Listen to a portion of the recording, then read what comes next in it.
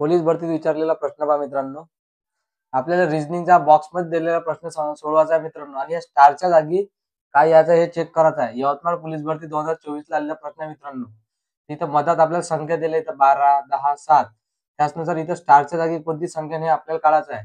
तर 225 हेच काय झालं मित्रांनो, इथं आपला 15चा वर्ग.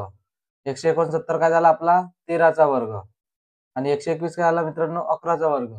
त्याच प्रकारे इथं मधात संख्या दिल्या म्हणजे इथं काय दिला 12 आणि इथं किती दिलं 81 म्हणजे हे किती झालं 9चा वर्ग. 49 कितीचा आहे 7चा वर्ग. त्याचप्रमाणे इथं काय येणे आपल्याला काढायचं आहे आणि मधात इथं आपल्याला संख्या दिली इथं मित्रांनो 12 दिलेली आहे. तर 12 मध्ये 3 प्लस केले तर किती उरले 15 आणि 12 मध्ये 30 मायनस केले तर किती उरले 9 आणि इथं 10 मध्ये 3 प्लस केले तर किती उरले 13 म्हणजे 13चा वर्ग.